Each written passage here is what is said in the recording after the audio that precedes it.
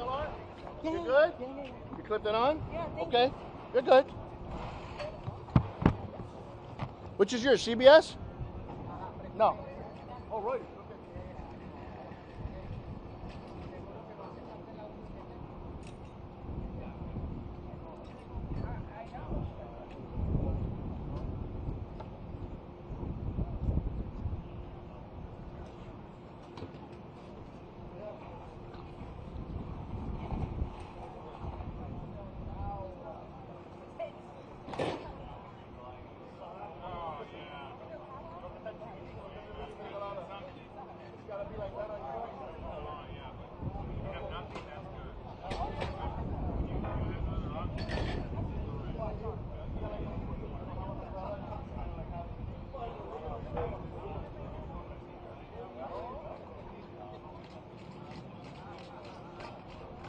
Dime, Frank.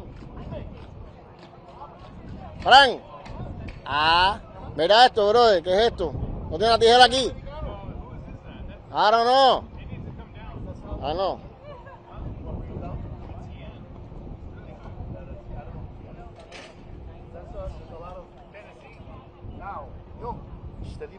No, pero He's as long as it is. Inclínalo. It's on the mic.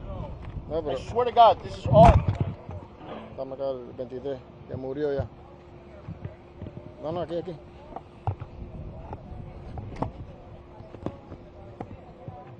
Tira un poquito más, ¿no? No, inclínalo así para que, digo yo, ¿no? Oh no, I think it's. Wait, let me see. No, sí. Ya. Sí es. Wow. Qué peligro. ¿Sabes qué? Debería poner el tuyo ahí, ese aquí. No. Venga. El audio mío, mamá.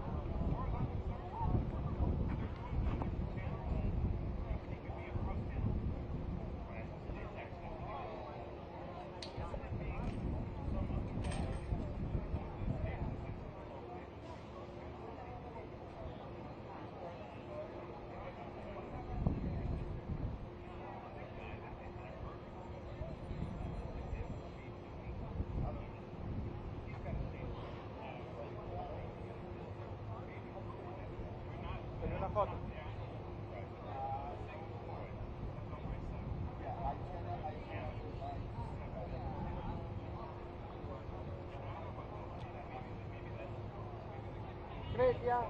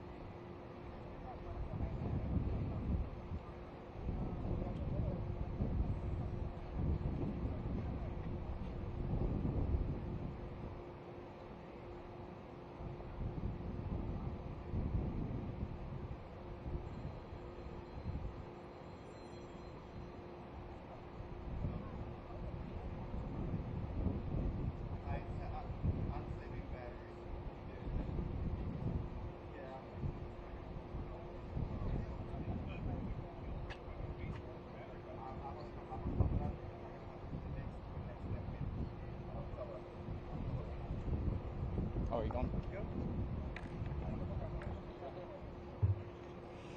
Thank you all for your patience. Captain Florio will be right out in the next 2 to 3 minutes. Yep, thank you for your patience. We'll go with 3. 3. I'll slide you 4, man.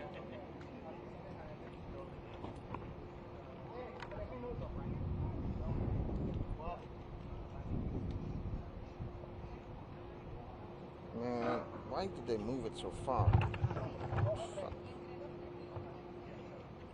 He's going to be here. You guys going to get this audio? 1, 2, 1, 2, 2, 2, 2, 3, 3, Check, 3. check. You guys all hear this? The best we got. Say something. There's too many mics. Poquito. Hola! Hi! Hey, there's too many mics to go on that table. On this table, yeah. I hope we get it. This person is You don't want to like lower and here and for them to be like this? Oh, fuck it. This is the best we're going to do. So, Okay. look at this. I'm just going to... Look at that. I'm just going to put mine right there.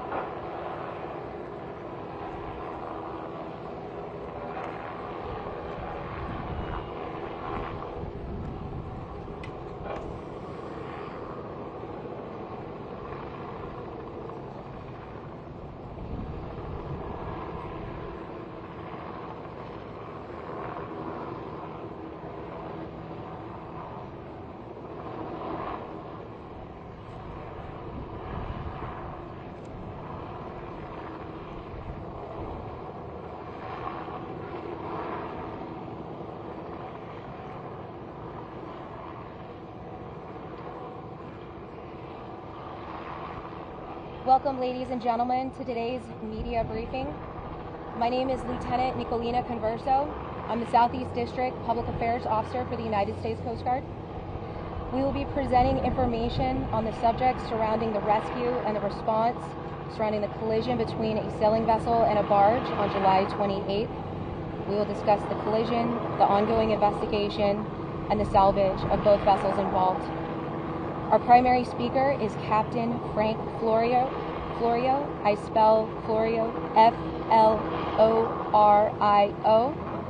He's a commander of Coast Guard Sector Miami, flanked by spokespersons from our partner agencies, Florida Fish and Wildlife Conservation Commission, the City of Miami Fire-Rescue, Miami-Dade County Fire-Rescue, Miami Beach Fire-Rescue, the City of Miami Beach, and Miami Beach Police, and the Mayor of Miami Beach.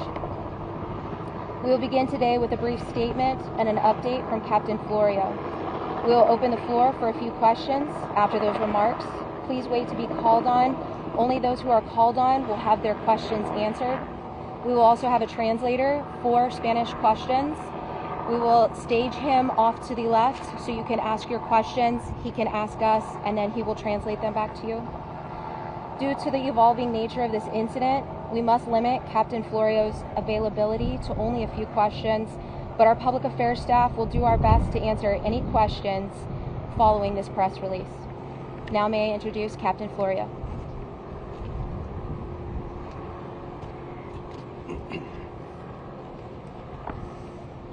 Good evening. I'm Captain Frank Florio, Commander of Coast Guard Sector Miami. Before I begin, I want to express, on behalf of the entire Coast Guard family, our deepest condolences to those who have lost loved ones and to all who have been impacted by this heartbreaking tragedy. Events like this leave a lasting mark on our community.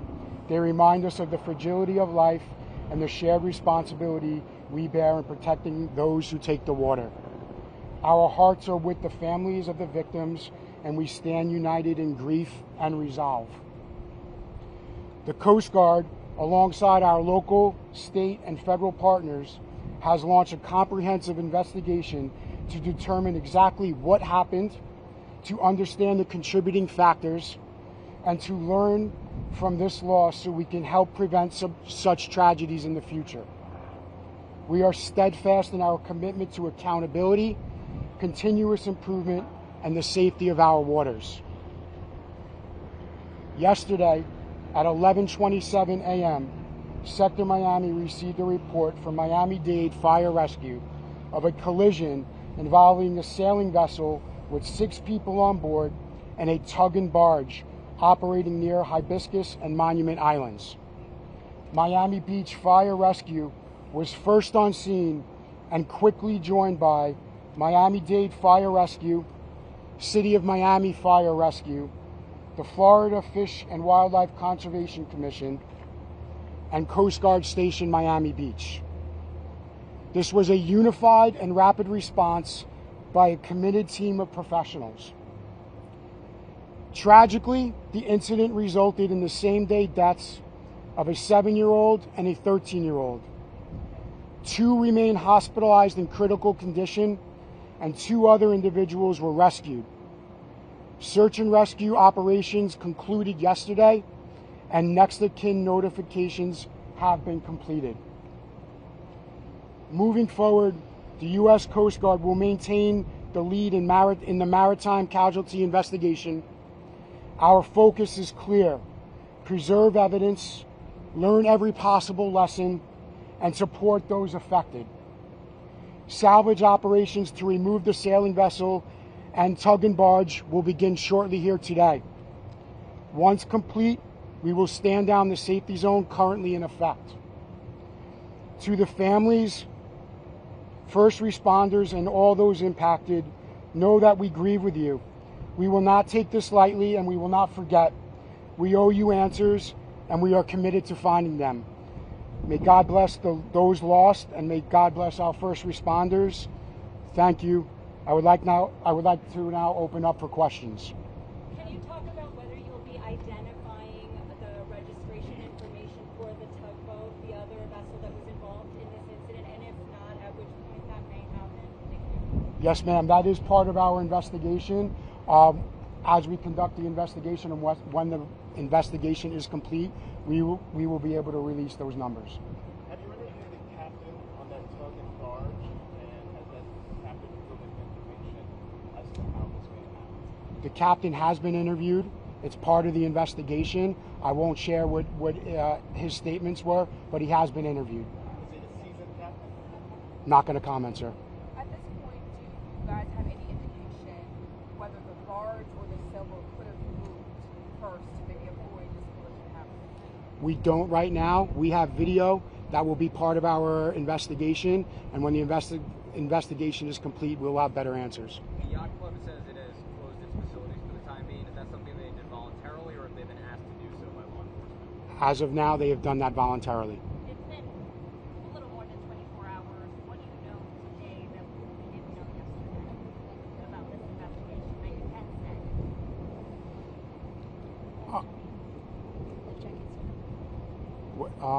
One of the main questions that we received yesterday were the girls wearing life jackets? We were not comfortable answering that yesterday. Through some of our investigative work and some of the interviews we conducted, we do believe all of the girls were wearing life jackets. Again, our investigation needs to confirm that, but as of now, we believe the girls were wearing life jackets. Are you able to say at this point? Did you guys already interview the administrator of that summer camp? Because in their bulletin or their information of that summer camp that the kids were participating, they said the kids have to bring their own life jackets that comply with Coast Guard regulations. Is this person part of the investigation, the administrator of the summer camp? Yeah, that was information posted on their website. We are going to be interviewing the camp itself. The camp is part of the investigation, and we'll make sure we'll confirm those details as the investigation evolves. Yesterday, you said that one of the updates said that there was a child who was unresponsive. Wondering if when you say now it's 2 that are critical, has one of their conditions improved, or is someone still legally alive but unresponsive at this point? Right now, the best I can give you is they're in critical condition. We just confirmed that report with the hospital and our points of contact. Are you able to say if the captain had a valid, if the captain of the tug had a valid license? Are you looking into that? And did you look into any possible blood draws the captain was on scene? So I won't comment about the license right now. That is part of the investigation. We did do alcohol testing, and we have conducted the chemical testing as well. We're pending those results right now. Can you discuss the body of water where this took place? You're very familiar with it. Are there any challenges navigating in an area like this? Is the water shallow? Are there narrow channels where it could speed be a factor when you're operating any type of vessel in this particular area? Speed is always a factor in any type of vessel movement. Right now, the water was safe. It's commonly used navigational area, and it's frequented by our maritime population here consistently.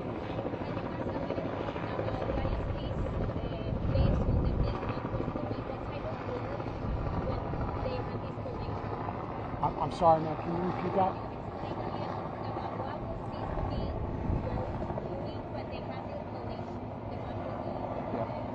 Right now, we believe the barge was supporting some construction operations in Miami Beach area. The question might be better for local police or fire, but if you want to answer it, Captain, do it as well, but it's to anyone. Of course, this incident specifically is under investigation right now, where these vessels are moving, how they're moving, what the teams on both of those boats were doing. But in a general sense, on a normal day, is it appropriate for both a barge and a sailboat to be in those general areas on a normal day?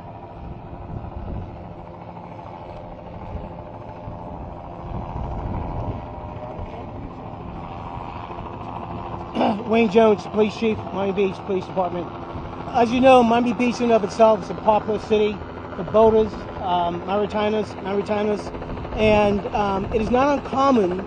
It's not uncommon for our waterways to be heavily used by both commercial vessels and by folks for recreational purposes. So in that specific channel, so that specific area, which means the island is next to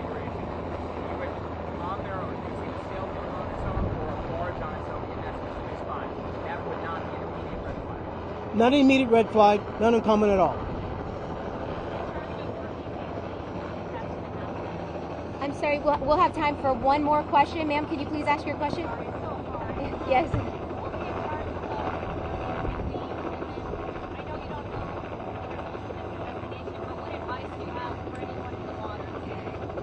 Absolutely.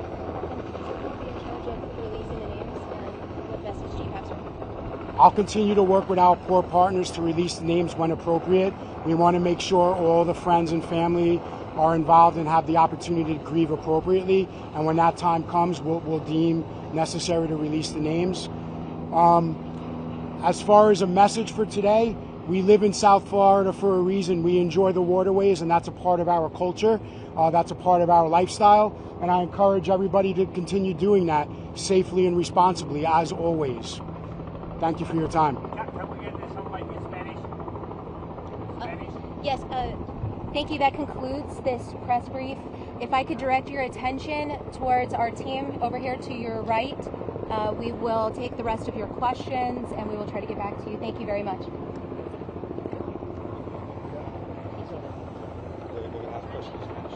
Actually, we're going to direct over there to Libya. Yes, thank you.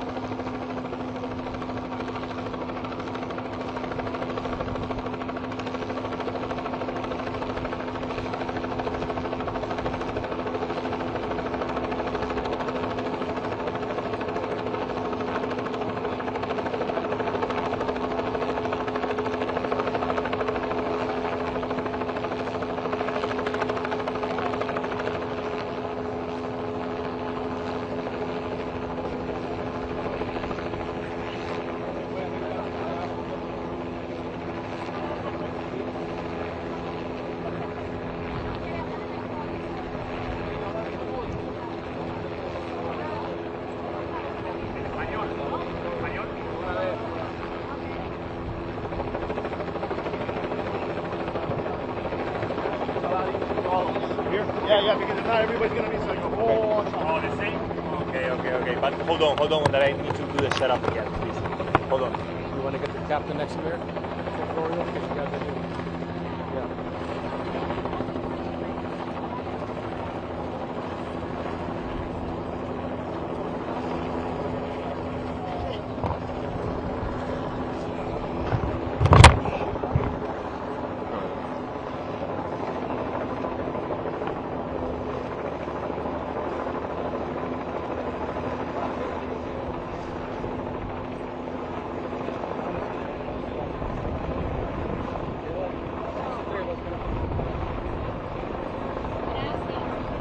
¿Están listos? Okay.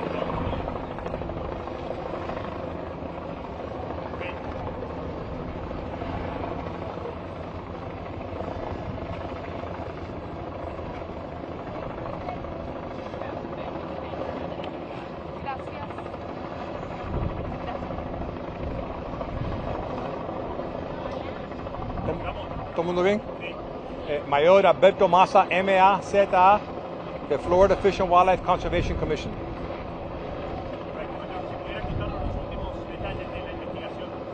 Los detalles que les voy a dar son los detalles de la guardacosta.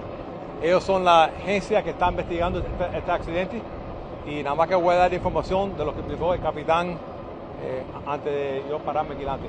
En estos momentos la guardacosta está investigando un accidente de barco, 2 barcos, y en estos momentos hay 2 que fallecieron y 2 que se están en el hospital en estos momentos en condiciones críticas. Y 2 pasajeros estaban rescatados el día del accidente.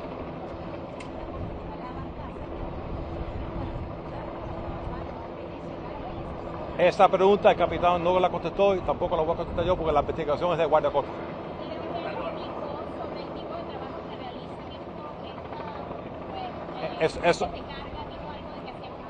Esos barcos son muy comunes en las ciudades grandes, hacen trabajo de reparaciones de paredes del mar, de balizas. Esas operaciones son normales en muchas ciudades que tienen puertos.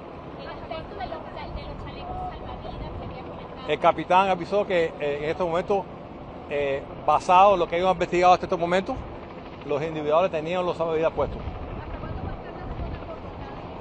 Esa pregunta yo no la puedo contestar. Es una zona de guardacosta. En este momento la guardacosta no ha soltado ningún nombre de los gente que estaban en el accidente.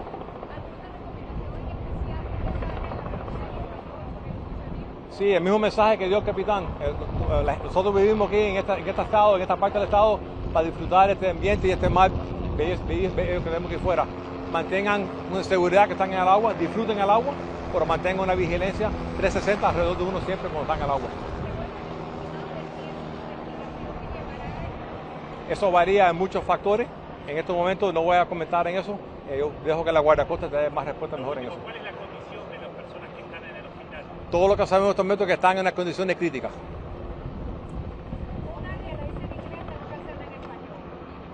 Hay una persona listada como administradora de ese campamento. Esa persona está siendo investigada, interrogada. Basado en lo que dijo el capitán de la guardacosta, el campo donde estaban esos muchachos es parte de la investigación. Otra pregunta que no voy a poder contestar en estos momentos. Gracias. No te oí, señora.